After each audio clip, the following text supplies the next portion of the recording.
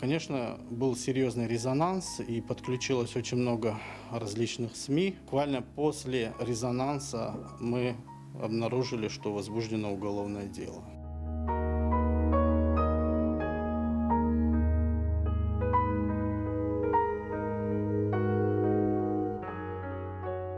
В результате проведенных патологоанатомических исследований смерть наступила по причине эндотоксического шока длительностью 30 минут и 5-дневной пневмонии.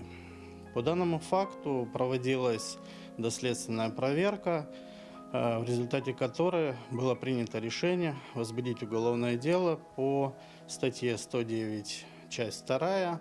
Это причинение по неосторожности смерти лицом, ненадлежащей исполняющим свои обязанности. Санкция данной статьи предусматривает наказание в виде лишения свободы до 3 лет, а также занимать определенные должности на тот же срок. Конечно, хотелось бы, чтобы статья была более суровой.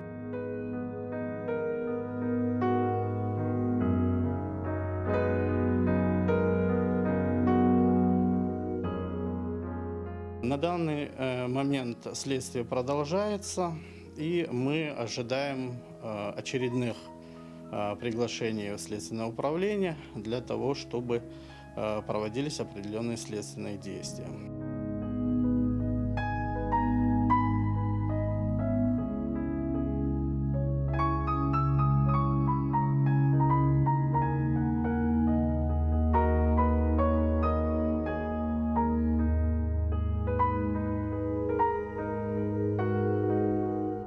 Многодневная переписка после наших публикаций показывает, что это не единичный случай, и случаев таких было много.